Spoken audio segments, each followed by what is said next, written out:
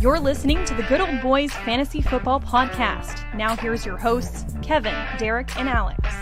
All righty, welcome in, ladies and gentlemen, to another episode of the Good Old Boys Fantasy Football Podcast. I am Derek, and I am joined, as always, by your co-hosts, Kevin and Alex. Guys, how are we doing tonight? Oh, we're doing all right, man. We are on, depending on how your league structure is, right? You are either playoff week bound or the week of the playoff eve, if we will. So exciting times. Time for everyone to kind of put their money where their mouth has been. You get to see who's able to start coming away with the cash and trophies. Yeah, that was an interesting week last week. I think with looking at our home league, there's just a lot of scoring that happened, which is kind of nice. You like to see that kind of take place towards the end of the year. I had to make some moves to make myself playoff eligible in the home leage, and Alex, I gave up. The big question is, did you? Did I make the playoffs? Yes, that's what everybody wants to know. I think so. I'm pretty sure I did. I was on the cusp, and I know I needed to win. Sorry, Kevin. I needed to win to get in. But I think I am repeating my performance of last year as the 8th seed. So, look, good things happen in the 8th seed for me. So we'll see if we can roll that dice and see what happens. But yes, qualified for the playoffs in the home league after just an abysmal middle part of the season, early part of the season, late part of the season. I think I'm in with 5 wins, so it hasn't been great, but once you get yourself into the tournament, that's all that matters. Very true. Very, very true. Well, and Alex too, we were still alive in the guillotine. Still alive in the guillotine. Shout out to Derek for helping me out. I got a text from Derek early Monday morning, and he was like, "You need to add Ramondre Stevenson to your roster, so you might have a fighting chance in the guillotine league." And I actually had made some moves earlier on Sunday while I was like half awake to pick up Rex Burkhead because I just needed guys to put in that are healthy. The guillotine league has really gone sideways for me with the subtractions of Dalvin Cook and Derrick Henry. It was a very strong team, and then those guys got hurt, and it has been a very not so strong team. So Derek sends me the text Monday morning, "Hey, put in Ramondre Stevenson, and you might have a chance at staying alive." And lo and behold, I think I only survived by maybe a point or a point and a half. Like, it was close, but thank God for a nor'easter and Bill Belichick forgetting that Mac Jones has a right arm, because I needed every single one of those Ramondre Stevenson runs to keep myself alive in the guillotine. And now I got to hammer the waiver wire with the $5 I have left in my fab budget, but that's part of it. I mean, you've made it a long way because you're down to the final 7. There's only 7 teams left in that, and then as we head in from week 16 to 17, we'll make that cut down from 4 to 2 for the final 2 teams to play out that championship in week 17. So, and I don't know. I did it as a lone wolf. I did it as a lone wolf. You did. So there was not any of the super team action for Alex. Alex decided to be the El Solo Lobo there, and the Lone Rangers. Exactly. There you go. So managed to be able to rock and roll that thing through and make some things happen that way. So, but very, very interesting there. Also, I'm liking the fact, speaking of other leagues and that kind of stuff, Alex, that we're in together, you need to make sure that you hop into the Vampire League. There you go. There you go. Okay. My Vampire League my Vampire team is shaping up wonderfully, and we're looking to make a strong push here. So, I've been hit by the injury bug pretty hard in that one too. No, that happens for sure. So, real quick before we get going into some stuff, guys, question coming in on the YouTube. Nate asking Mac Jones or Kirk Cousins, which one you like for? I'm assuming that's for week 14, or you're talking rest of the season. So if you're talking week 14, it's an easy Kirk Cousins because Mac Jones is on bye. Mm-hmm. So yeah, I think the Patriots are just damned and determined to stick to this run game. And not that they don't throw the ball right. We've seen some pretty productive weeks out of Mac Jones as he Yeah, he continues completed like to 19 evolve. in a row one time, right? Yeah. So that being said, the Patriots are going to be pretty risk adverse, like always, right? They're not going to put him in situations where he has to force things down the field if they can help it. Given a choice, they're gonna run Stevenson and Damian Harris as much as possible. The Vikings are, kind of officially in the role of spoiler now. Like, there's still a glimmer of hope, but it is pretty dim. And to make that happen with no Dalvin Cook, they're going to have to throw the ball, and Justin Jefferson's going to have to be a big recipient of that. So I would lean Kirk Cousins rest of season. Yeah, you get the Vikings again. I've said this long about for the Vikings. They win games that they shouldn't. They lose games that they shouldn't.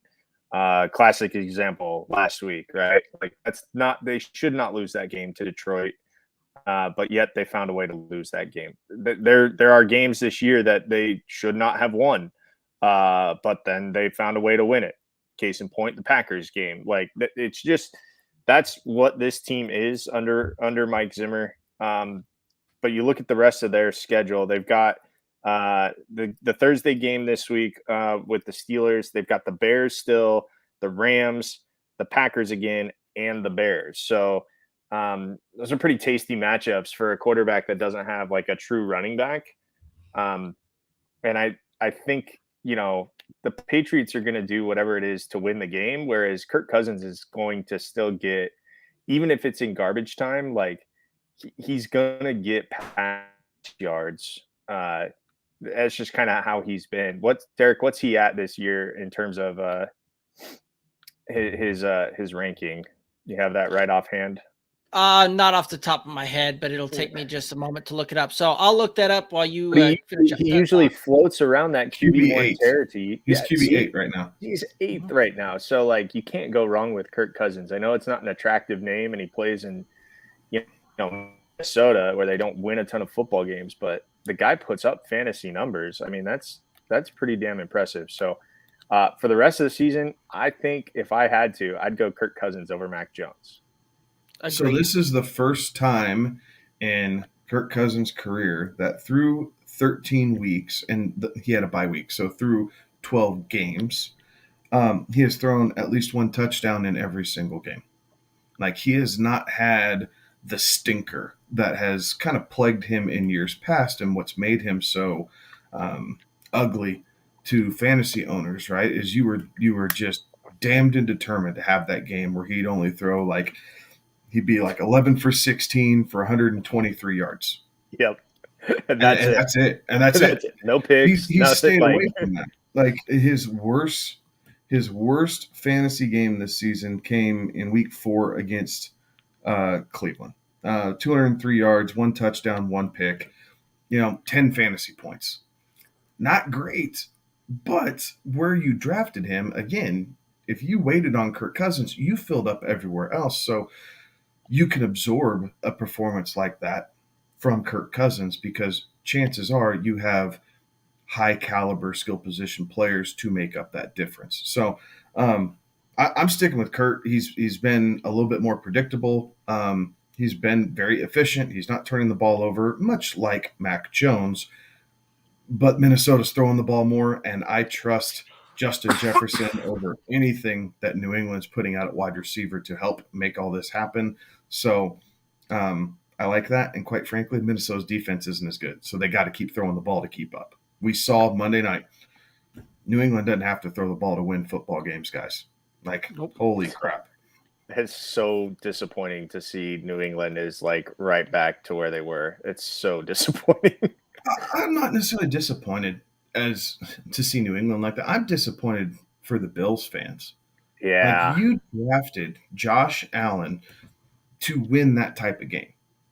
The reason they fell in love with this big cannon of an arm is to cut through the wind coming off of Lake Erie in November, December, and win these games for Buffalo. And you were on national television. You had your chance to do it. They refuse to invest in the run game at all. And so when you get in games like this, you have to let them cut loose. Devin Singletary isn't all of a sudden going to become Derrick Henry. Like that just isn't going to happen. And you have to be disappointed, not just as a fantasy performance, but as a Bills fan, that was the product you put on the field in a game that very well could decide the division by the time the season's done and over with. Right. Absolutely. Another question coming in, Monir on YouTube: Van Jefferson or Devonta Freeman? Freeman. Right now, Freeman's the lead. And he's been playing well. He's looked Baltimore. Decent. Yeah, he hasn't looked bad, and Jefferson hasn't looked bad either. Odell Beckham is not like Pro Bowl level Odell Beckham, but he has been relevant, guys. Like, he's been catching some big plays. Stafford does seem to trust him. And this goes to Odell's route running, right? He was very underrated as a route runner for the longest time because everyone thought he was just slant and go. We're showing some of the creativity, or Sean McVay is showing some of the creativity he has and letting Odell do different things with his route running. And it's helping, hopefully, that they continue to mesh and fill the void left by Robert Woods. All that to be said, Jefferson's still the third guy, right? And given a choice between a lead running back in a split by committee, but he's still seeing, 60, 65% of the touches, 55% of the touches. Or he's still getting double-digit opportunities for sure. Right, and Van Jefferson, who might see 6 or 7 targets a game, I'm probably going to lean Devonta Freeman, knowing at least I have the first option at running back, even though it's a committee, as opposed to maybe the third option where I'm hoping for a big play or two to justify the roster spot that Van Jefferson's going to take up. Cosign. Nate on YouTube: DJ Moore, DeAndre Hopkins, Terry McLaurin. Just rank them 1, 2, 3. Which way you leaning on that one? I haven't seen. What's McLaurin's injury? I'm going to say McLaurin 1 going up against the Cowboys. Injury be damned. Like, all right, the Redskins give the Cowboys fits. Washington football team gives the Cowboys fits. Sorry. Then Hopkins, and then DJ Moore. DJ Moore's matchup is probably better than Hopkins, but I don't know what this team is going to look like now that they fired Joe Brady. So I want to kind of see what that looks like, and if you have the option to pivot off of DJ Moore for another very talented wide receiver like you do, I'm going McLaurin, Hopkins, then DJ Moore for this week. Yeah, I think I like that as well. McLaurin has a tendency to bounce back after not great games.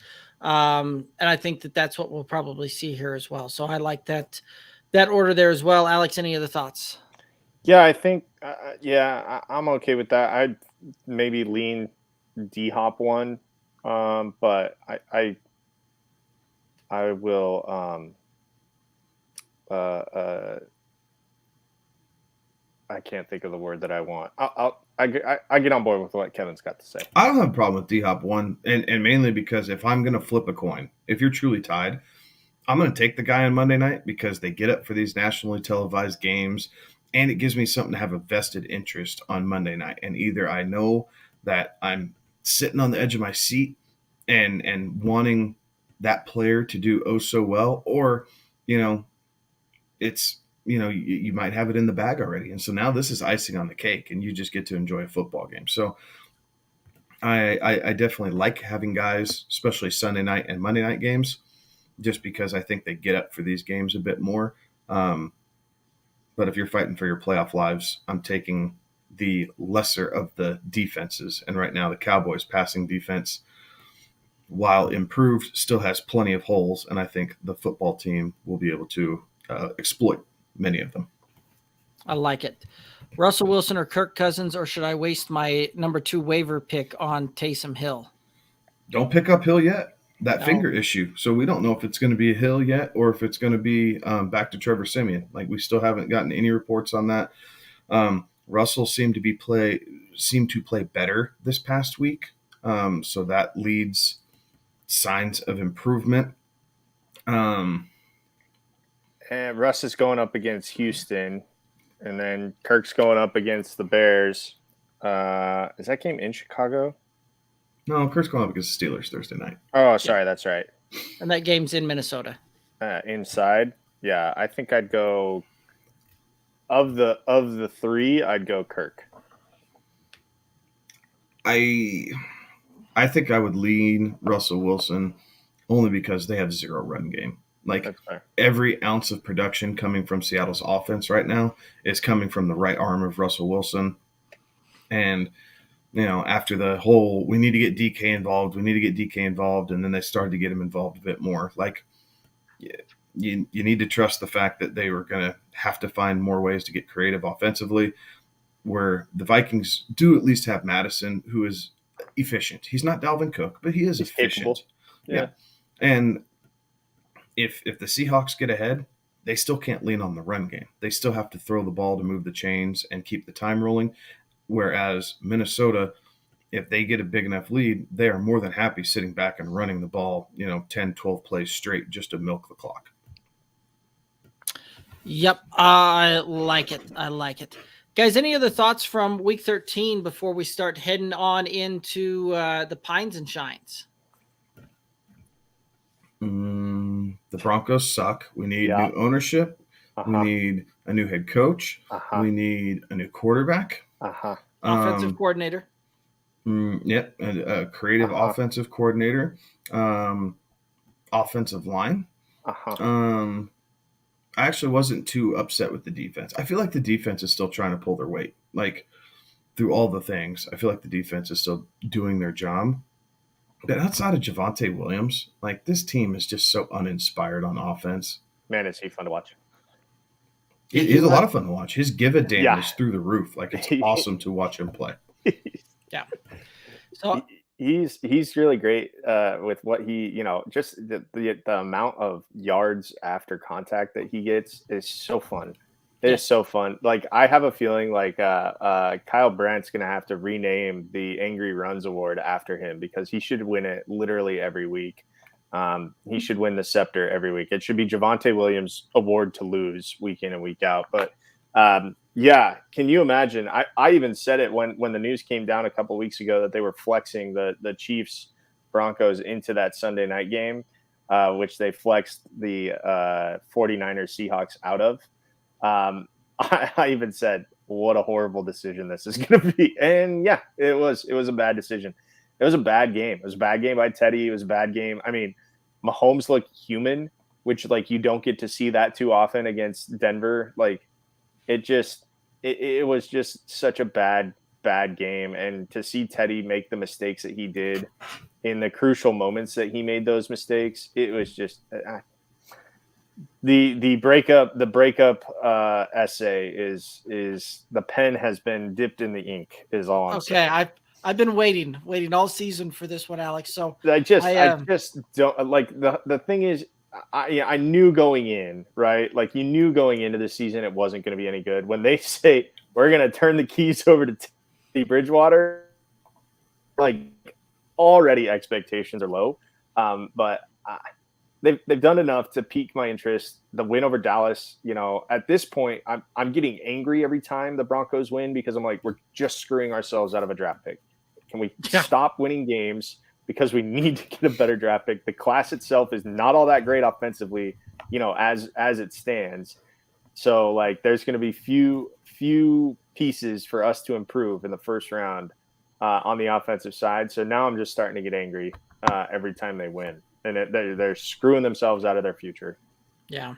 Well, I think I texted you guys that I partway through that game that I wasn't sure what was worse, whether it was the play calling that Schumer was running out there, the inability that it seemed like for Teddy Bridgewater to recognize blitz and change a hot route type of thing, right? Like, there's more than once they brought kind of a jailhouse blitz in which, have somebody sneak out there into the just into the middle on a little curl route type of thing and move the ball, break it off there, or the fact that they just were not executing a lot, right? Like, there was a lot of times that you'd see receivers break off a route early and Teddy would throw the ball on a 3rd and 8 and complete a 6-yard pass. And you would see multiples of those types of things kind of go through. And so it was very, very disheartening to watch there. Back to Kevin's point that the offensive side of the ball type of thing, but the defense did play well, right? And that was one of the things too. You saw them actually get out of some of the shell stuff that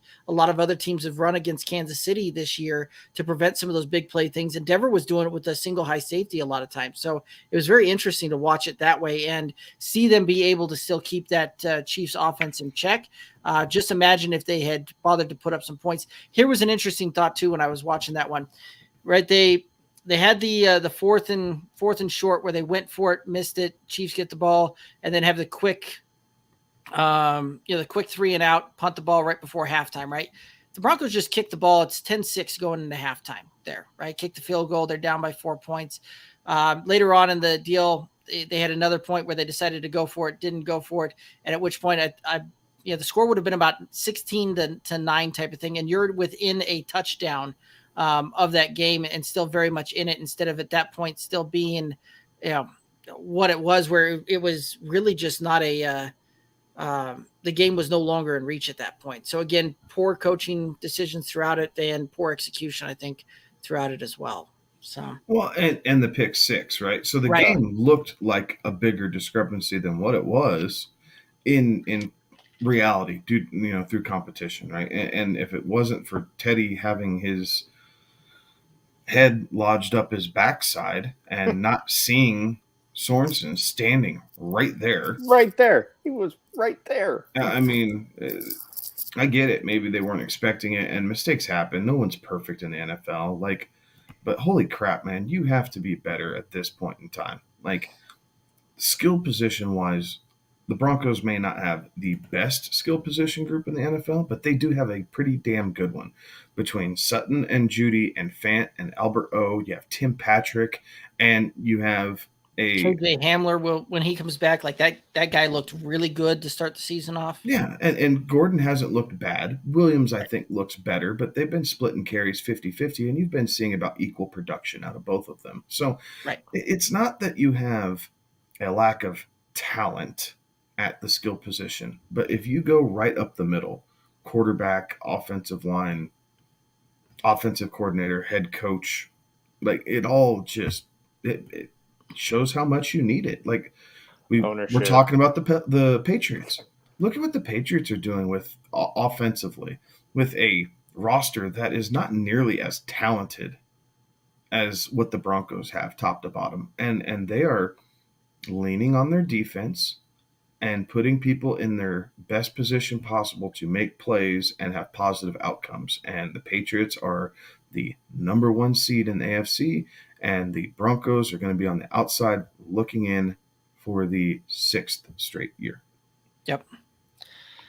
Cloudsy on the YouTube chiming in saying, not a big fan of Lamar. I tell you what, we'll gladly trade Lamar for Teddy. You can have Teddy over there. So, it's always, anyway, very interesting there. Any other thoughts here on week 13? Nothing productive. Nah. Okay. All righty. So let's go ahead and start getting into some of the recaps here from the last week. We got the Pines and the Shines. It's time to recap Pines and Shines week 13. Call them out. All right, I'll start us off. I swung for the fences this week, and so I went with Leonard Fournette coming off a 4-touchdown performance the week before. I didn't think that he would be as involved. Turns out, the Buccaneers, they're keeping him quite engaged in the game plan. 13 carries for 44 yards. He got 7 receptions for another 48. Found the touchdown, found the end zone. So we will label that as a miss, as a pretty good week. I think if you plugged in Leonard Fournette in your RB2 slot or your flex spot and you got that output, you're pretty happy with it. Yeah, you were definitely happy with that one. The crazy thing is, he was a miss after the first drive. Right. Yeah. And that had nothing to do with your pick, Alex, but just how the game script went. Brady kept dropping back to pass. and he checked down to Leonard Fournette, 5 times in that opening drive, and he got the touchdown to boot. Like, it was almost blown away after the very beginning. You're just sitting here going, what in the hell? Yeah, it definitely didn't finish very well there for him, but started red hot. My guy was Saquon Barkley, who I said to pine. 11 carries, 55 yards, 6 receptions on 9 targets for only 19 yards. Definitely did not perform up to his expectation and his projections. So that was a hit. Not a resounding hit, but a hit nonetheless. Yeah, I said pine Trevor Lawrence, and holy crap, did you want to pine Trevor Lawrence? That you did. 16 of 28, 145 yards, sacked twice. This Jacksonville team looks so uninspired right now. And he is definitely a guy that you need to stay away from in all formats at all costs. Yes, absolutely agreed. Let's go ahead and head on into the shines here. And another interesting week of shines. Go ahead and read them off. All right, I'll start us off here. I said Taysom Hill would have himself a week, and don't pay attention to the 4 interceptions. Don't pay attention to the man behind the green curtain. But he did have 264 passing yards, 2 passing touchdowns, and he also had 101 rushing yards. So that was a pretty good week for Taysom Hill. Again, the 4 interceptions, not great, but he did enough with the other things to put up a pretty good fantasy performance. So we'll call that a hit. Yeah, you talk about a guy on Thursday night. Yeah, you talk about a guy that for actual football was pretty bad, but for fantasy was golden, right? He finishes QB number 4 last week, and you were very happy if you listened to Alex's advice, because the only people that outscore him were Kyler Murray, Tom Brady, and Justin Herbert. So absolutely had a fantastic week there. Alexander Madison was my shine. 22 carries, 90 yards, 1 touchdown, 3 receptions, 3 targets for 34 yards. I'm going to call that one a hit. Put it right around about where I had him projected when it was all said and done, with a top 5 RB finish on the week. I expected a top 5 RB finish on the week with Joe Mixon, and that just didn't happen. The Chargers came out and put the Bengals in a hole early, and they went away from the run game. Yes, he still saw the 19 carries, but he was not involved in the passing game like he had been in weeks past. Did fall in the end zone to help save the day, so he was usable, and you got a semi-acceptable output from Joe Mixon, but he was nowhere near the shine that I thought he was going to be. Yeah, I can definitely agree with that one. I actually had Joe Mixon as ranked as my number 1 running back heading into this past week, and the rankings did not like that one when it was all said and done, because he definitely did not finish up there. But so far on the season, after this last round, Alex, you are now sitting at 12-13-1. I'm sitting at 14-12, and Kevin still just kind of running away with things there at 17-9. So who knows? Maybe we can keep inching towards him. But Alex, I'm not going to lie, we're running out of real estate to even try and make an attempt to catch him here. Yeah. So. It's the clock. The clock has. I believe the overweight lady has started to warm up the pipes. Yeah, we're definitely burning daylight at this time. It's. Yeah. Yeah, exactly. So, this might be one of those that another one of these things. We may just. I think Kevin may have a big enough lead that it may be game over, but we shall see. So, alrighty, let's go ahead and head on into the clutch and the not so much. So, guys, who was your clutch and who was your not so much for your Week 13 fantasy football team? My clutch, as Alex alluded to earlier with his wonderful shine call, was Taysom Hill. I was not expecting the 4 interceptions, like Alex said, but the production on the ground, the 70-yard touchdown pass, if you get bonuses for yardages on touchdowns like our home league does, where I started him, served me well. And, in a lineup that was kind of a ho-hum output for me this week. Taysom Hill was a bright spot. My clutch performer was David Montgomery, who Kevin saw all of that as I went up against him this week. 21 carries for 90 yards, had the touchdown, got some first down bonuses, had eight receptions on 9 targets for another 51 yards. So that was a big week out of David Montgomery. Even though the Bears lost, it was nice to see Montgomery put up a huge number in the home league. And not that I needed all of it, but I thought I would need all of it going into Monday night. Kevin will explain why I didn't need all of it going into Monday night here shortly. my clutch was a guy that I had traded for just about the week before. Picked up Alexander Madison to handcuff the Dalvin Cook, and luckily I managed to do that right before the injury to Dalvin Cook. And Alexander Madison, as we already stated in the shines, definitely did ball out there. 22 carries, 90 yards, 1 touchdown, RB5 finish on the week there. So definitely came in clutch for the old mean machine. Let's go ahead and head to the not so muches. My not so much was Jacoby Myers, who got a goose egg. Yeah, a goose egg. Now, when you only throw the ball 3 times, yes, it's a little difficult. Was not expecting that. Probably, in hindsight, I probably should have pivoted to Chase Claypool. I was going more for what I felt like was a safer floor in just consistent output from Jacoby Myers over Chase Claypool. Well, the floor fell out on me, and a big old goose egg. They threw the football 3 times. Like, how? Oh, man. Newt Rockne turning over in his grave. My clutch, or not so much performer, I guess, was the only guy who didn't get into double digits for me in the home league. And that was Dawson Knox, who only had 2 catches in that same game for 14 yards. And in fairness, in that weather, the fact that he got 2 for 14 was probably a modern miracle. You very well might be right. Like that weather just killed that thing there last night.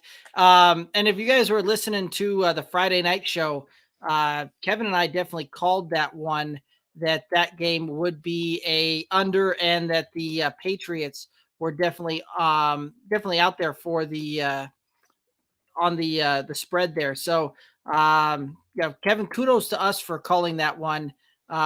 Even though the weather helped aid that one tremendously, I do believe. But we didn't know that when we made that prediction. That's one. That is one. The weather doesn't matter when you're throwing money on it. It all goes out the window. So it was a lone bright spot to my week. Absolutely. So, my not so much was, I'm trying to find what's the opposite for scary? No, it was a scary performance. It was scary bad. Yeah, I mean, like, I'm trying to think of the term for not scary. Inviting Terry McLaurin, or inviting Terry there instead of scary Terry, because that was not a performance that we are used to seeing from a scary Terry McLaurin, who kind of down the stretch here hasn't necessarily been super good for your fantasy team. Only 3 receptions, 5 targets for 22 yards, and definitely put up a stinker this last week here. Hoping for a bounce back here as we head into the playoffs here for the home league here, and gonna need that one to make some hay happen here. But guys, any other thoughts on the clutches and the not so muches? No, I mean, the running back performances kind of sucked this past week, right? Yeah, they weren't great. Yeah. There weren't many that just kind of stood out as holy smokes. Like, we had a couple guys fall flat, and not that Madison had a bad week, but for that to be a top 5 finish, is rather disheartening. But we live and fight another day. So we are, at least in the home league, off to the playoffs here, and we're going to start shaking some things up. Absolutely.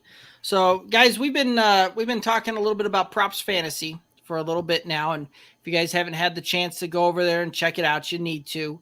A lot of fun, and so they've whittled this thing down from the Tournament of Champions, and now it is Championship Week for the Tournament of Champions over there at Props Fantasy, and it's a lot of fun. Let's go ahead and head on over there, check it out there, see what that looks like, so that you guys can see.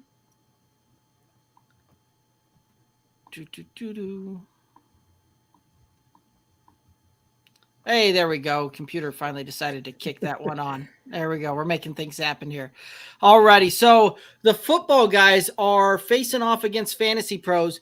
And I know when we were going through this last week, Alex, we were saying that you always want if you get knocked out, at least you hope that the guy that knocked you out goes on to win it, because of the fact that it makes you feel better that you had a shot, type of thing. That's the only solace I still take in last year's you beating me in the first round of our home league playoffs is the fact that you went on to win it all. So thank you for doing that, because I still have it in my mind somewhere that had I just managed to beat you, I could have won the whole thing. So I sure did. I sure did win it all. Yes, you did. I don't know if you guys know this, but I won the league last year. Yes, you did. Yes, you did. All right. Back to the props fantasy here. Let's go ahead and let's look through this Tournament of Champions here. And so you got the football guys facing off against fantasy pros. And this one is an interesting matchup there. Remember, we lost the fantasy pros in the first round of this tournament, got banged up with some injuries there, things like that. But let's take a look at the rosters here. And right now, the matchups are going to be Lamar Jackson versus Russell Wilson, Cordero Patterson versus Deontay Johnson, Cooper Kupp versus Jerry Jeudy, Aaron Jones versus Devonta Freeman, Alexander Madison versus Nick Chubb, George Kittle versus Dawson Knox, Devonta Freeman against Aaron Jones, and Deebo Samuel versus Elijah Moore. Guys, what are your thoughts here? Which way you kind of leaning? Which way you liking here? I'm leaning on the football guys here this year, or for this week. I mean, I like Lamar's matchup. Cordell Patterson should have a serviceable game, at least volume-wise, against Carolina. Cooper Kupp is obviously a must start in any league that you're in, but Aaron Jones will be healthy now. Just across the board. The only one that scares me maybe a little bit is Deebo, just making sure we're paying attention to the injuries and seeing how that shakes out. But Jerry Jeudy definitely doesn't scare me from the fantasy pros. You'd like to see what Baltimore running game can get together with Freeman, but overall, I think this is the football guys' championship to lose at the moment. Yeah, I'm on the same page there. I think football guys, while I like the quarterback option better for the fantasy pros, I still think football guys has enough top to bottom that really is a negligible quarterback matchup between Lamar and Russ. But I would have to lean football guys as well.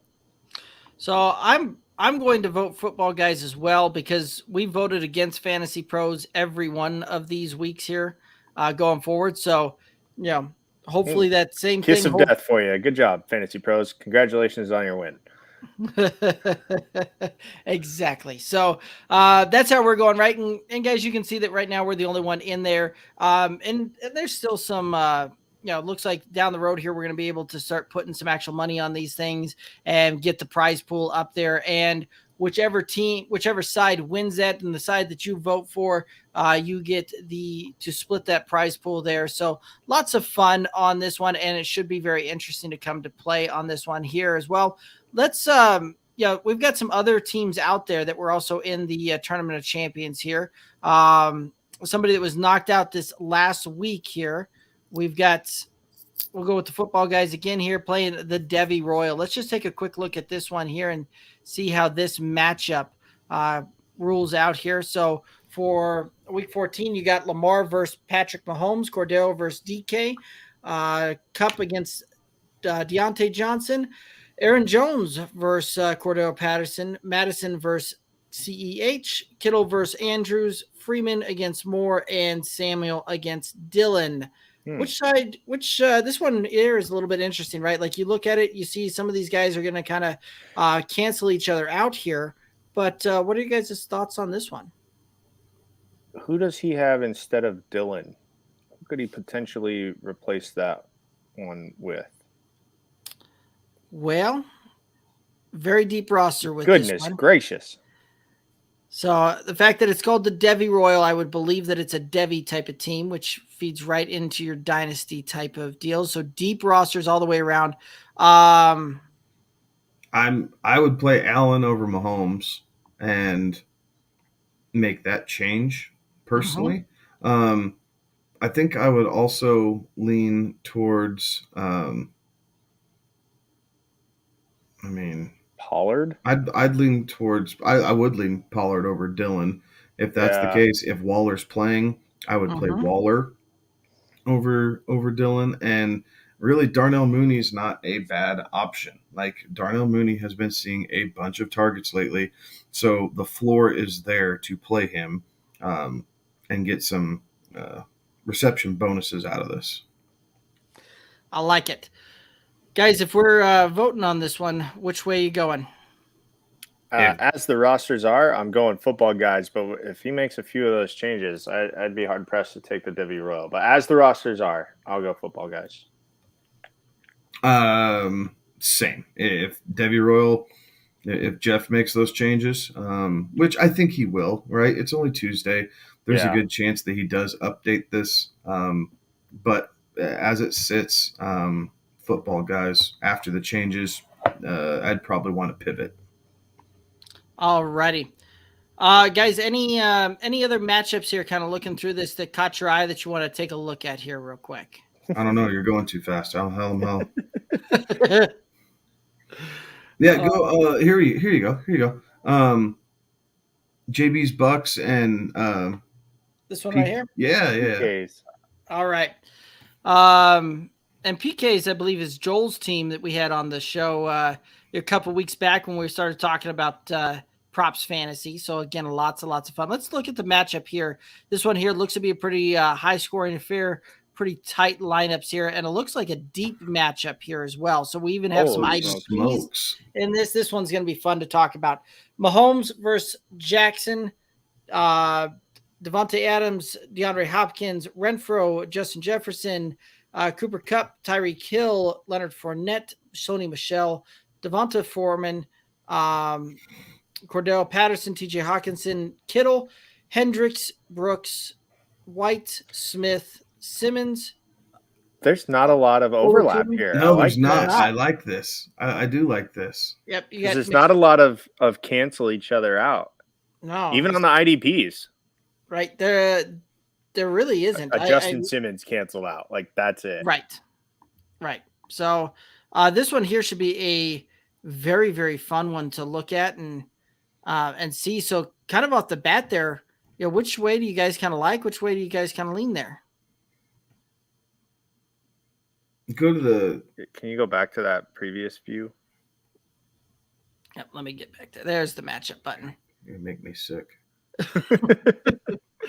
Alrighty.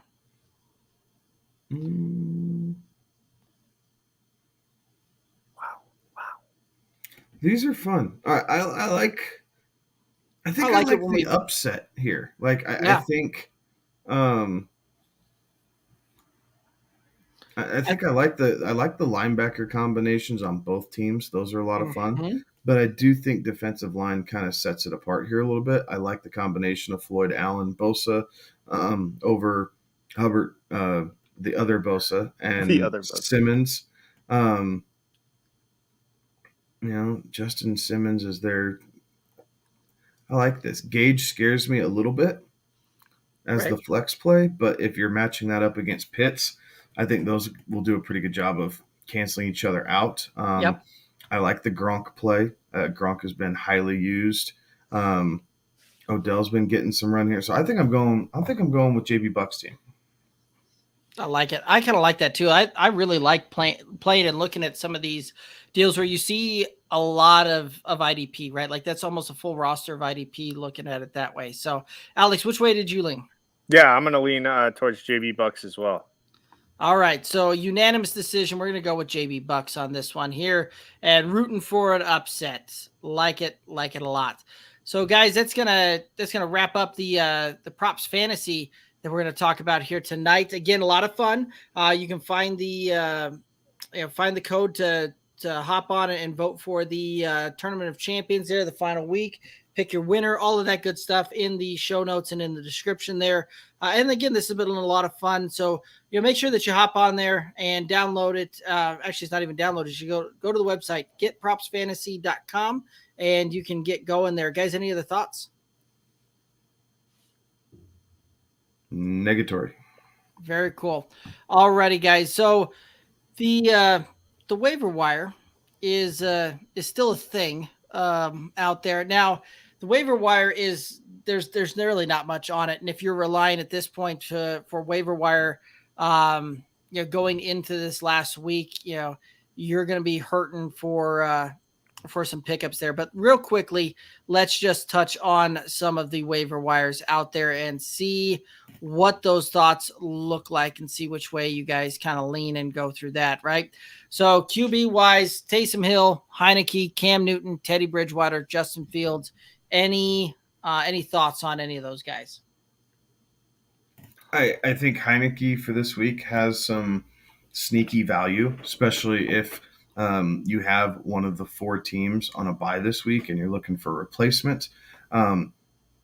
Cam has a safe floor because of how he's using his legs also. I'm staying away from Taysom Hill as far as picking him up and burning the waiver wire position or the fab budget until I know more about his injury. But yeah, I think Heineke and Newton are probably my top 2 for this week until I know more. Awesome. Alex, any other thoughts there?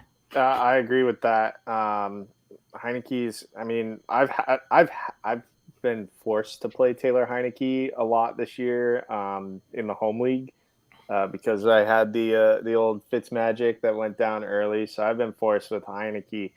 And he's not been bad, he's been okay. There's some weeks where he put up some meh performances, but he's been pretty solid's not the right word, but solid light. I guess that's the best way to describe solid light.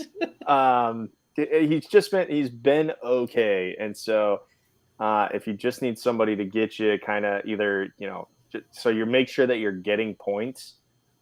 He's not a bad play.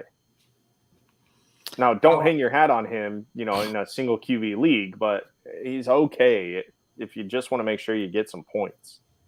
Yeah, the one that I'm interested to see how this plays out there this weekend is the Cam Newton, right? Joe Brady not being there any longer. Something tells me that had to do with the fact that they only ran it like 5 times or 5 rushing yards, I believe, with Cam Newton there. And when you got him back there, get him involved, and especially when you don't have a guy like Christian McCaffrey in the mix, things like that. So that one could be very, very interesting to see how this one ultimately plays out there. Let's go ahead and hit on the running backs here real quick. Tevin Coleman, Rex Burkhead, Adrian Peterson, Kenneth Gainwell, Jordan Howard, kind of the top 5 there. What are your thoughts? I pass on all these guys. Okay. Alex, anybody that you're looking to try and pick up there? No. All righty, moving on to the running back or wide receivers. Stay away from running backs. Wide receivers here: Devontae Parker, Laviska Shenault, Kendrick Bourne, Sterling Shepard, Russell Gage, Jamison Crowder, Curtis Samuel. Top 7 there. What are your thoughts?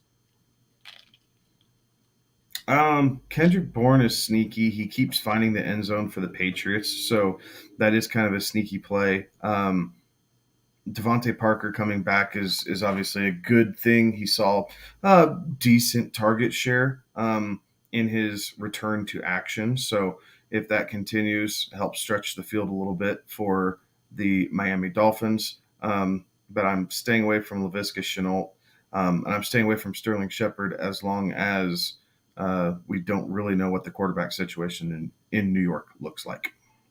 Fair enough. Alex, any other thoughts there? Yeah, it's the same for me. I mean, Devontae Parker has been pretty good. But beyond that, no. Okay. Tight ends here, not much here, but you got Tyler Conklin, Evan Ingram, Foster Moreau, Cole Kmet, Gerald Everett, CJ Uzma. Any thoughts on these guys? There's a reason they're still on the waiver wire at week 14. Well, I mean, Gerald Everett had his opportunities, right? Like he let a touchdown bounce right off his hands. Right. Like Gerald Everett still has some sneaky value there. I think Tyler Conklin also continues to find ways to get into the end zone when we don't expect him to. So again, if you're down Dallas Goedert and you're not quite sure what to do, Conklin's not a bad play going up against Pittsburgh. Foster Moreau is a great play if we're sure Darren Waller isn't coming back, or at least for one more week. So there are a couple options here that can help keep you out of trouble, but it is definitely thin compared to where we would like to have it. Absolutely. And one other note too with Conklin, it looks like Adam Thielen is going to miss this game as well, so that may potentially open some things up for him there as well. Alrighty, guys. Any other words of advice for the waiver wire out there for folks needing to navigate it going into week 14 here? I think the words of advice are trust the guys who got you there. Like it's not time to get cute. If you're a big underdog, then yeah, you need to reach for guys with some higher ceiling and put those guys in. But, don't trade out a guy like T. Higgins for a Deshaun Jackson just because you need that big of a play. That's not what I'm talking about. Like I'm talking about, if you're going for upside, maybe you lean towards an Odell as opposed to a Hunter Renfrow, right? Hunter Renfrow has a really safe floor, but Odell can still get behind a defense and do something special there. So not drastic changes, slight tweaks, and make sure, if you're still fighting for a playoff spot or if you're in the playoffs, either one, don't outkick your coverage and don't outthink the guys who got you in the position that you're in. I like it. I like it a lot. All right, let's go ahead. We've got a Thursday night game to talk about here. You've got the Pittsburgh Steelers going up against the Minnesota Vikings. Vikings favored by 3.5. The over-under on this one's 44.5. Guys, what are your thoughts on this one? Remember how I said that the Vikings, who just lost to the Lions, they win games they have no business winning. They lose games they have no business losing. So I think they win this week. I think they win outright. They cover the 3.5, which is weird that they're the favorite. The standard 3.5 at home, but it's weird. But I also think that this game features like a lot of scoring for some reason. It's indoors, these teams, they got something to play for. I think the Vikings are playing for their coach's job. I did make a bet with one of my buddies that I thought that the Vikings would lose and fire Mike Zimmer. I think if this game wasn't on Thursday, the Vikings probably would have fired Mike Zimmer. But I think having the Thursday game saved his job for at least a week. But if they do lose this week, I fully expect that the Minnesota Vikings will not have a head coach for week 15, or at least somebody who doesn't have the interim in front of it. So I take the Vikings and I'll take the over. I'm taking the Vikings as well. Like I do think they bounce back from being probably what they feel like is embarrassed against the now 1-win Detroit Lions team.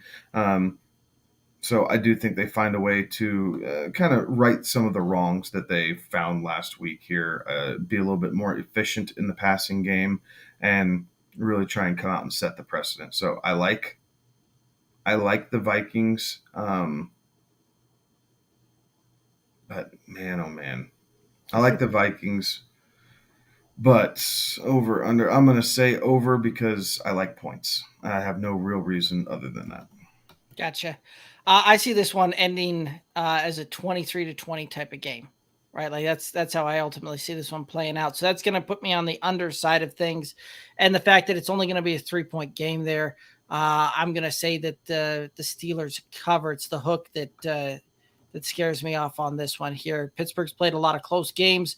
They've managed to make games interesting even when we thought that they would be out of it going down the stretch here. And one of those that the Vikings have held leads in the fourth quarters and managed to, and they're sub 500 team. So they've managed to give away leads in the fourth quarter. And I think that this is one of those that you may see a backdoor kind of cover. You may see this game come down to a last second field goal, something like that. And so I'm going to take the Steelers to cover. I'm going to take the under, but 44.5 line during primetime always kind of scares me on that. I like those primetime lines to be up about probably 4 or 5 more points there. And this one here, like, really tested my my determination to go under, because those Thursday night games have been playing on the unders for the last several weeks here, and I'm going to keep that trend rolling. I'll give you guys a fun prop to consider, and we'll do it on a Tuesday versus a Thursday, but a fun prop to consider here. Which running back, Madison or Harris, has more carries? Harris will have more carries. Mm-hmm.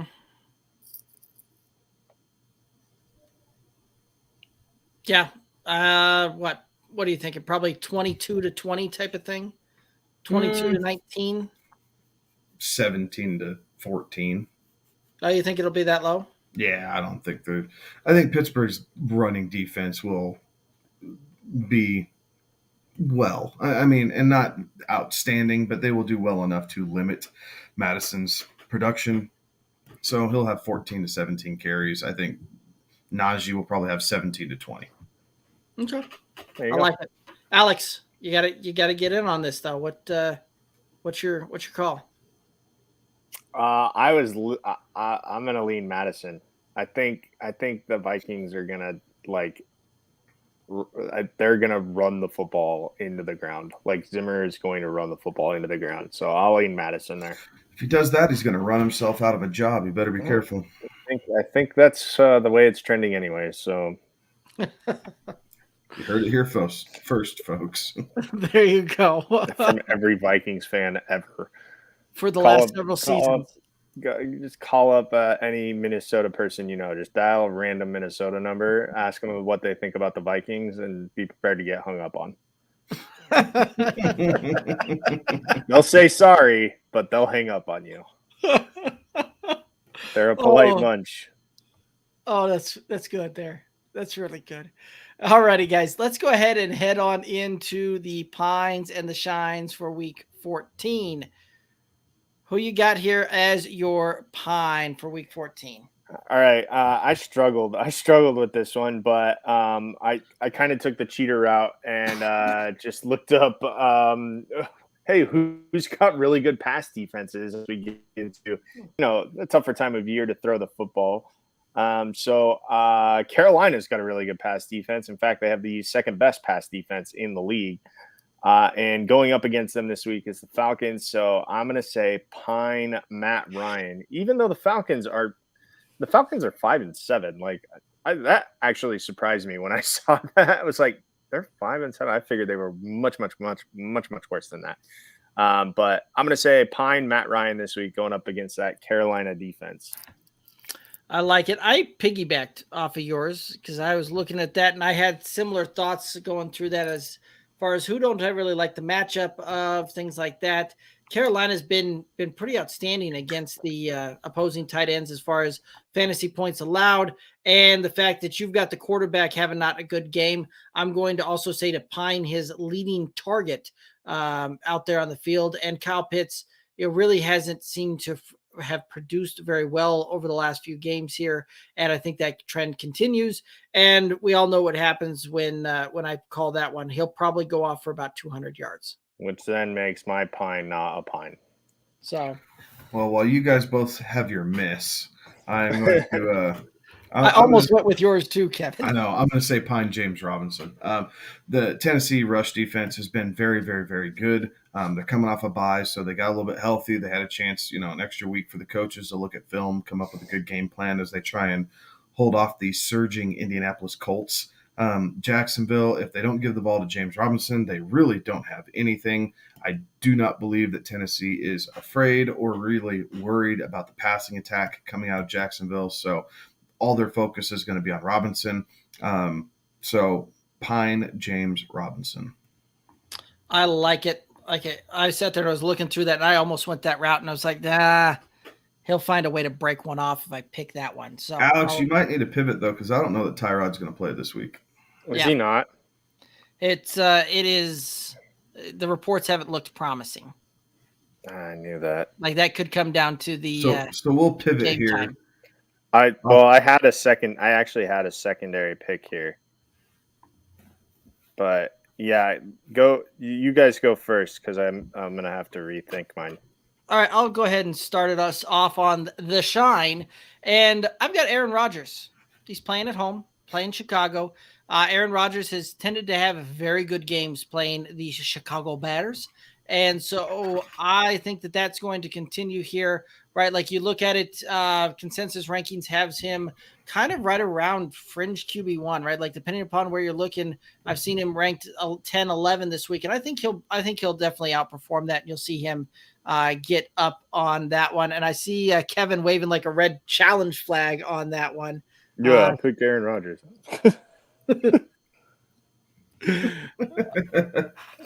Derek's trying to catch back up. That's what he's doing. Derek's trying to catch up. Here, I'm gonna go with Javonte Williams having another stellar week for the Broncos, going up against the Detroit Lions at home. The Broncos' running game is typically better at home, and the Detroit Lions are not very good at stopping the run. So I think we will see a continuation of what we saw out of Javonte this past Sunday night against the Chiefs, this coming Sunday against the Lions. So if you have Javonte Williams, this is why you've been sitting on him all year long. Stick him in your lineup, and you will be happy you do so. Okay. Screw it. I'm going to go with whoever's playing quarterback for the Houston Texans on Sunday. If it's Tyrod Taylor, if it's Davis Mills, I'm going with it. Seattle's pass defense is a hot mess. It's bad. It's real bad. So I think whoever's playing quarterback, if it's Davis Mills, that's the wagon I am driving right into the mountainside. But I'm going with that. Davis Mills, if Tyrod Taylor goes, it's a much safer play. But when Davis Mills turns in a QB1 performance this week, y'all can thank me later. Kevin, you know what? You just gave me a brilliant idea that we're gonna have to do. Like, I'm gonna get you a challenge flag, and we're gonna record a deal so that way when something's there, we can just hit it and play the graphic because that would be amazing. You could at least give yourself a chance and go Taylor Heineke against the Cowboys defense. Nah, screw it. We're swinging. We're swinging again. We're swinging for the fences. He's just going big or going home. Apparently, the crazy thing is, one of Alex's is going to hit and one of his is going to miss. Like all season long, right? 500, just 500 the whole way. So one of these two are going to be right. Yep. The other's going to be wrong. I think it's pretty safe to say I know which one's which this week. I think I'm okay. I feel all right. I'm feeling good about this. Oh, I love it. I love it a lot. Oh, that is good. So, guys, let's go ahead and hit up. We've got some of the rest of the season thing here, right? Kind of heading into some of the playoffs, things like that. And so, this is the time to talk about if there's somebody that you're super excited to see their stretch of games coming up here as we get into either the start of playoffs this week or the last week of the regular season for folks, and then the playoff stretch, or somebody that definitely has you worried going through here, or somebody that you just kind of expect a ho-hum type of performance. One of the ones that I'll start off with is Clyde Edwards-Helaire. What do you see him doing here down this stretch, right? Like he actually looked pretty decent against the Broncos in flashes, right? He didn't necessarily have a standout game, but there was definitely flashes of brilliance during that game. So CEH is a guy who needs all game to put up the stat line that you need, but he's been finding a way to get there. He's been falling into the end zone occasionally, not as much as maybe you'd like from where you drafted him, but he's being a very serviceable, especially a flex option. Like if you had to pivot off of him early and you were able to pick up, Elijah Mitchell, right? And he has become your RB2 or RB1 in some cases. It's okay that CEH is now your flex spot. It's a very safe floor in this Chiefs offense, even though they're not quite clicking the way that we've been accustomed to. So he's a guy that you keep in your lineup, and you're going to see, 4, maybe 5 targets a game. You're going to see him with 12, 13 carries a game, and you're just hoping for about 85 to 90 total yards and a touchdown. Like, I don't expect to see him in RB1 territory finish for the week, but if he can stay solid in that RB2 category, he's fulfilling what you need him to do. I like it. Who's somebody that you all are looking at here down the final stretch as far as, wondering what you do with? A guy that I'm looking to start in a lot of different places, whether it's due to bye weeks or injuries or what have you, is Elijah Moore. Corey Davis is on IR, so he's done for the rest of the season. Elijah Moore is a guy who's really stepped up for this Jets passing game. We've seen some pretty decent flashes out of Zach Wilson here as of late. Seemingly things are starting to slow down for him just a little bit, and Elijah Moore has been a big benefactor of that. So if I'm looking for help in a flex spot, if you're in deeper leagues, whatever that is, and I was able to acquire him, I don't think he's on too many waiver wires. And if he is, you either have a short bench or your league's not paying attention. But he is a guy that I'm actually starting with some confidence here going forward due to Corey Davis being out and the fact that the Jets really have to throw the ball to stay competitive in these games. So Moore's going to see 9 to 12 targets a game, and you will get some pretty consistent output from him as a possible wide receiver 2 or as a really solid flex play.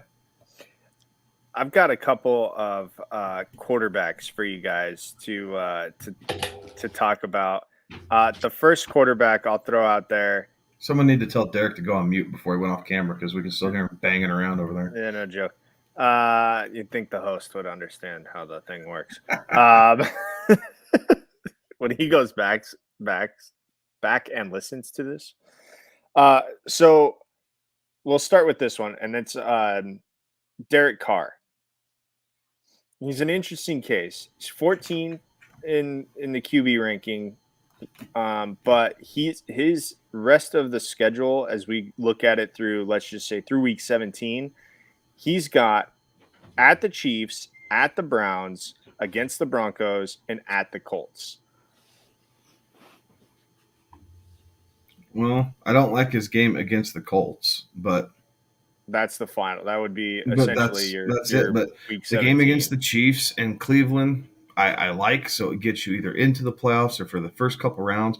The game against Derek Carr's not terrible against the Broncos, right? Like he finds ways to be very methodical against the Broncos and finds ways to frustrate them. We've seen that time and time again. I mean, he had 25.5 fantasy points when they played the Broncos in Denver week 6. So I'm not overly worried about him playing that. So I like David Carr's schedule down the stretch. The Indy game looks like a plus matchup, but that Indy defense has been playing so much better. They're not the same team that they were the first part of the season, so that matchup does scare me once you get into the finals. But to get to the finals, if you were waiting on quarterback and this is one of the options that you have, I think Derek Carr is extremely serviceable, and he's a guy that you can put in your lineup and know that he won't lose a week for you. He may not win it by himself like some other QBs can, but I don't think Carr will lose you a week going forward. The fact that 3 of those 4 games on the road, though, does that make you a little nervous? No. Well, I look at it, too, from the standpoint just over the last little bit from weeks 9 to 13, right? The aggregate there, when you look at that, he's QB 10 during that stretch. So he's in QB 1 territory, been playing well, right? Like, and the guys that you would be starting ahead of him, you would have had to have definitely taken well ahead of him in the draft or weren't available on the waiver wire like Derek Carr was in a single QB type of league. So going back to our conversation earlier, do you trust Derek Carr or do you trust Kirk Cousins? During the same stretch, Kirk Cousins is QB2 during the same stretch. So, yep. Like it's tough to say, right? Because Kirk Cousins is just being phenomenally efficient this year, right? Only 3 interceptions, and Kirk Cousins does a good job of placing the ball and being efficient and not necessarily causing turnovers, things like that. Whereas Derek Carr at times can get a little bit, get a little bit of gunslinger to him. But I think if it's between Kirk Cousins and Derek Carr going down the stretch, I'd lean with the Kirk Cousins simply because of the fact that he is riding a hot hand and is doing really just some phenomenal things. And really, when you look at it, the stat lines are pretty close, right? Like during the same stretch from weeks 9 to 13, Kirk Cousins has 1,400 yards. Derek Carr has 1,394 yards. 6 yards is all that separates them during that same span. And the reason I'm going through that is because that's about a month's worth of games here, right? Like a 4-week trend that we have here. And when you look at it, the big difference is going to be touchdowns and interceptions. Kirk Cousins has 11 during that time span. Derek Carr only has 5. 1 interception for Kirk Cousins. Derek Carr has 4. So he's finding a way to be much more efficient and finding his guys in order to do that. Even though Derek Carr's completing his passes at a touch bit higher clip, Kirk Cousins is making the most out of the red zone trips and getting into the red zone and getting touchdowns more so. So I would lean that way. All right. The second quarterback who has struggled mightily, but he's coming off of a bye week and he's been hurt most of the year, but Baker Mayfield. The rest of his schedule is home against Baltimore, home against Las Vegas, at Green Bay, and at Pittsburgh in week 17. I want 0 part of Baker Mayfield down the stretch. And I know this is Derek's Correct. boy, but just looking at what this season has been, what Cleveland is truly efficient at, and that is running the ball and then going off of play action. I don't trust that the bye week magically healed Baker Mayfield. And he is a guy that I am looking to pivot off of at all costs. He is right down there with Trevor Lawrence as far as my Trevor quarterback Lawrence rankings. Had a better stretch the last 4 weeks than Baker has. Right. So and that's saying something. So I'm staying away from Baker. Yes, I would co-sign on that, and you know how much that one hurts me to say, but right. But Baker is at this point is really just not usable for fantasy. No. I'd rather take a chance on Justin Fields.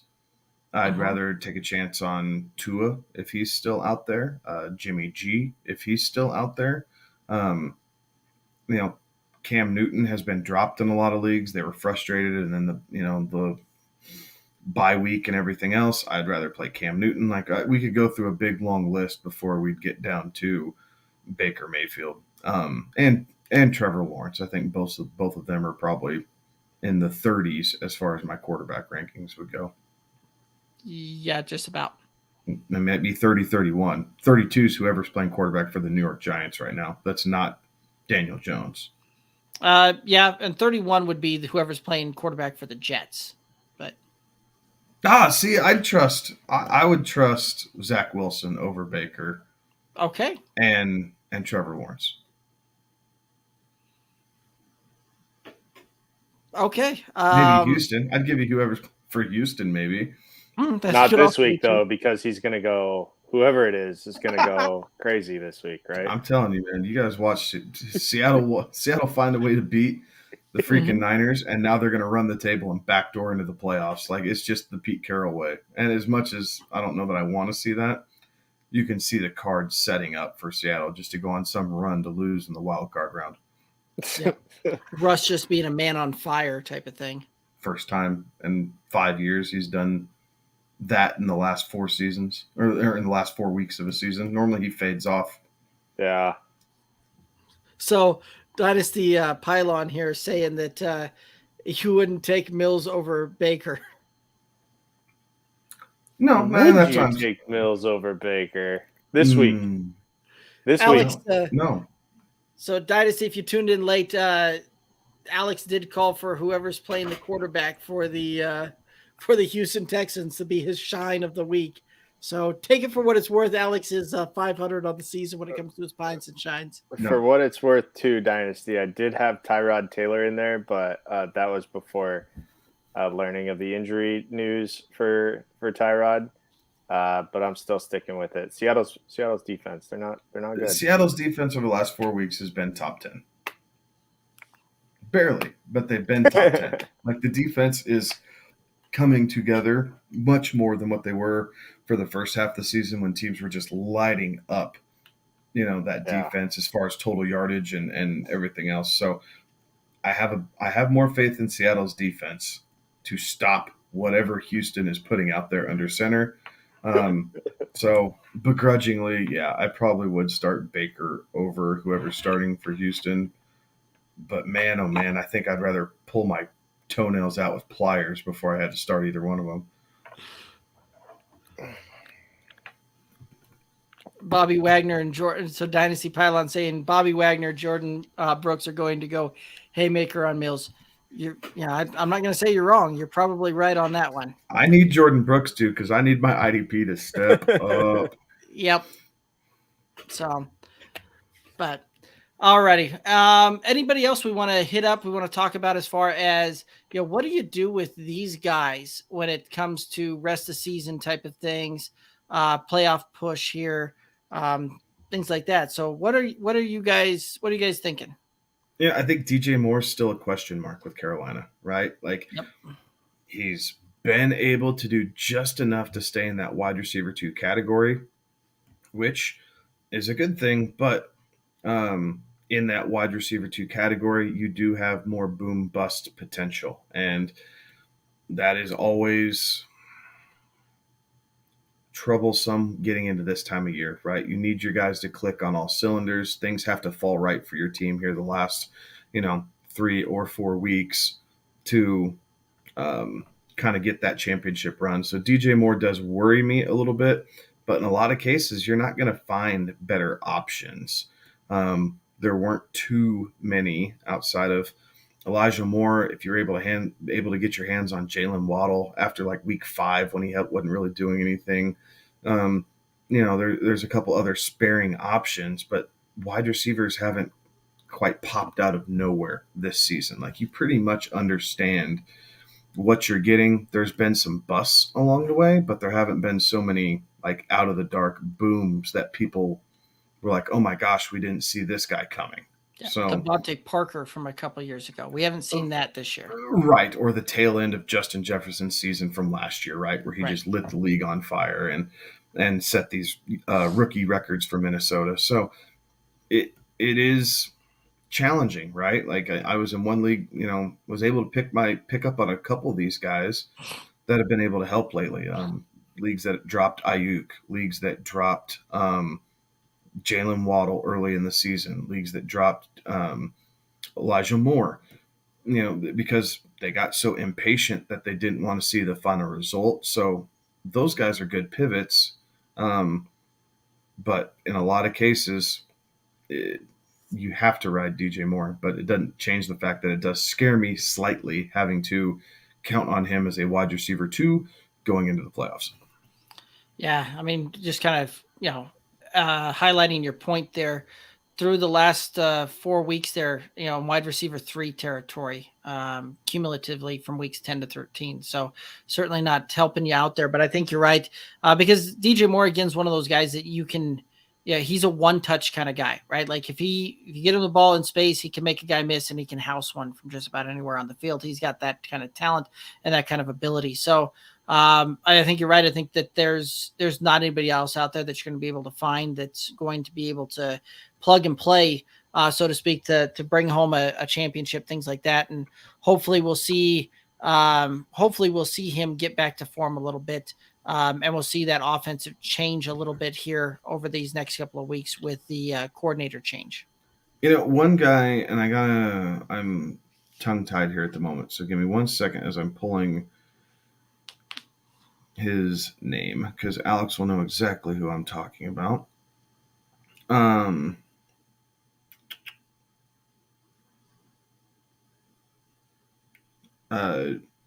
J.K. Osborne for the Vikings with Thielen going down. KJ Osborne.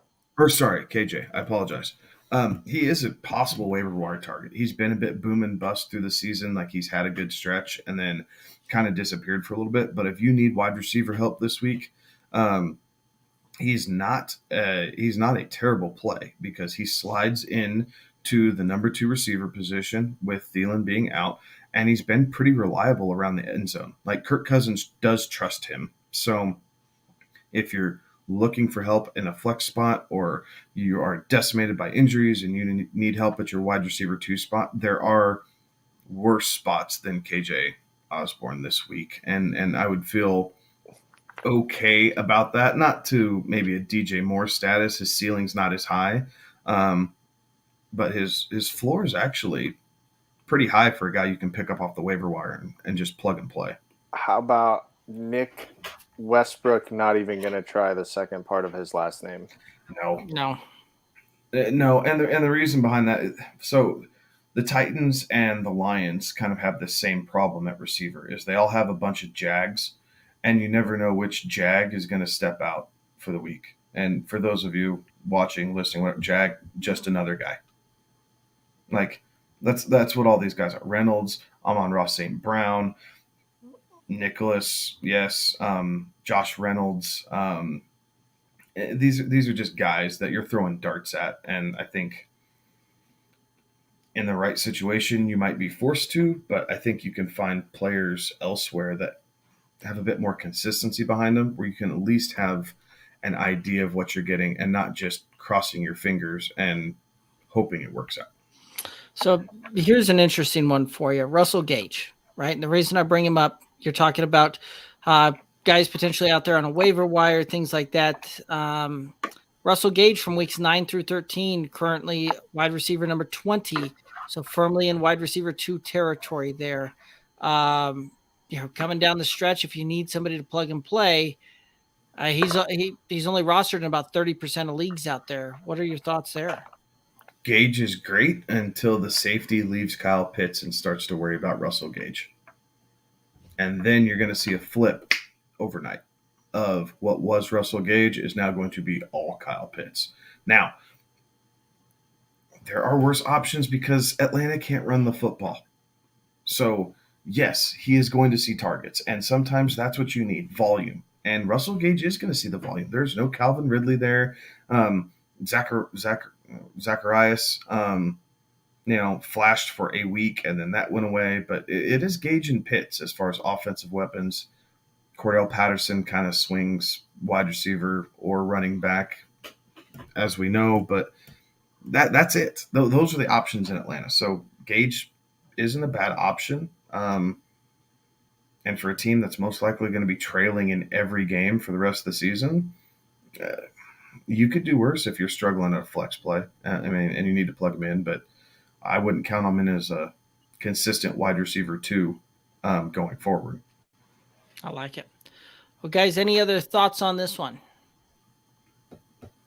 No, good luck. It's crunch time, baby. Good luck. Yeah. All righty. Well, let's go ahead and sign out here with our final thoughts. What final thoughts do you guys have for the viewers and listeners out there? Yeah, like I said, good luck. It's been a ride, man. We've seen a lot of this season's been interesting. Like year 2 of the COVID season has almost been more unpredictable than year 1 was. Guys getting sick, guys getting hurt. You go through round 1 of drafts. That was consensus projections, right? And McCaffrey, IR. Derrick Henry, IR. Alvin Kamara missed 4 games. Dalvin Cook was good, but now he's hurt. Zeke started off strong. He's fading. Jonathan Taylor started slow, but now he's soaring. That's a good thing. So Jonathan Taylor is like where the consistency starts, right? Nick Chubb has been up and down. Aaron Jones has been up and down, and he was hurt. Najee worked out better than I thought he would. I'll give him credit for that. I think injuries have kind of helped his overall ranking, but that is what it is. He finishes that high. Austin Eckler has been a hit as far as I'm concerned. I know we said top 3, but top 5, finishing top 5 for the season, if that's where he truly ends up. When you drafted him, second round in most cases, you're doing all right. But I mean, you have to go that far down the list with these running backs. It's been crazy. So if you've been able to navigate those waters, more power to you, and keep fighting the good fight, because this is where it all pays off. I like it. Alex, any final thoughts? No, it's either trade deadline or first week of the playoffs or already looking towards next year. But good luck to everybody if you're in your playoffs. And hopefully the injury bug doesn't strike you as you try to navigate for a cash and trophies. I like it. So, guys, that's going to go ahead and wrap it up for us. Thanks to everybody out there tuning in and listening and watching. We very much appreciate it. Thanks to everybody submitting their questions and comments. Absolutely enjoy interacting and engaging with you guys. You can find us on the socials, Twitter, Instagram, Facebook at Good Old Boys FF. GoodOldBoysFF.com has where you can find our weekly rankings and waiver wire rankings out there as well. Make sure that you do us a huge favor and support this independent podcast. Head over to youtube.com and click the subscribe button, ring the bell to the Good Old Boys Fantasy Football Podcast. For Kevin and Alex, I'm Derek. Have a good one. Be safe.